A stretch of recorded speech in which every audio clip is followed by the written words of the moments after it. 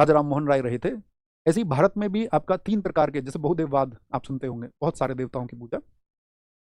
तो ये कहा जाता है दुनिया में कि व्यक्ति जो है वो 3 प्रवृत्ति के होते हैं।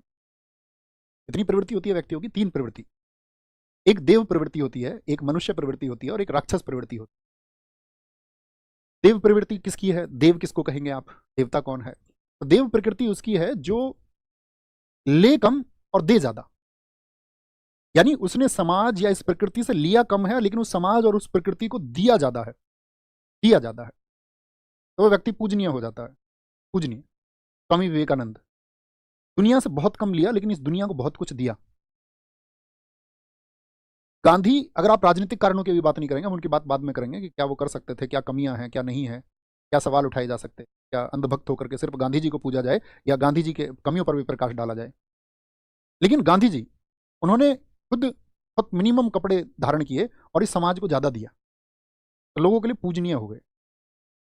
समझ रहे हैं देव क्या होता है? देव मतलब जो कम लेकर के और ज्यादा इस समाज को, सोसाइटी को दे दे। फिर आता मनुष्य, जितना ले उतना दे दे, यानी समाज से लिया भी, जैसे कि आप गांव घरों में देखते होगे अपने, अच्छा मुंह दिखाई के कितने रुपए आए थे?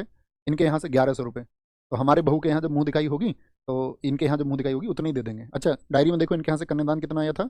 इनके यहाँ से आया था जी कन्यादान 1100 रुपए, ठीक है 1151 दे दो, तो लगभग बराबर। ज्यादातर लोग, बहुत सारे लोग नहीं देखते, रजिस्टर नहीं देखते होंगे, मेंटेन नहीं करते होंगे। होता है नहीं होता? ये मनुष्य है, ये मनुष्य प्रवृत्ति है। अब कोई व्यक्ति ऐसा, उसने देखा मेरे गांव में यार ये गरीब लड़की है और इनके पास संसाधन नहीं है, मैं इसकी शादी में मदद कर देता हूँ। उसे पता है कि वो मदद कभी वापस नहीं आएगी, लेकिन उसने बढ़ चढ़ करके मदद कर दी, उस लड़की के लिए एक अच्छे घर परिवार का इंतजाम किया, अच्छी शादी उसकी करवाई। तो वो व्यक्ति देव की तुलना में आ, क्योंकि उसने वहां से लिया कम और दे ज्यादा दिया। फिर आती है राक्षस प्रवृत्ति। राक्षस प्रवृत्ति अब आप समझ गए होंगे, जो सिर्फ और सिर्फ ग्रहण करे, उस समाज को कुछ देना, लूट ले, खसोट ले, भ्रष्टाचार कर ले, साहूकारी, ब्याज, 50,000 रुपए दे करके और की 50 लाख की जमीन को हड़प लेना, ये राक्षस प्रवृत्ति।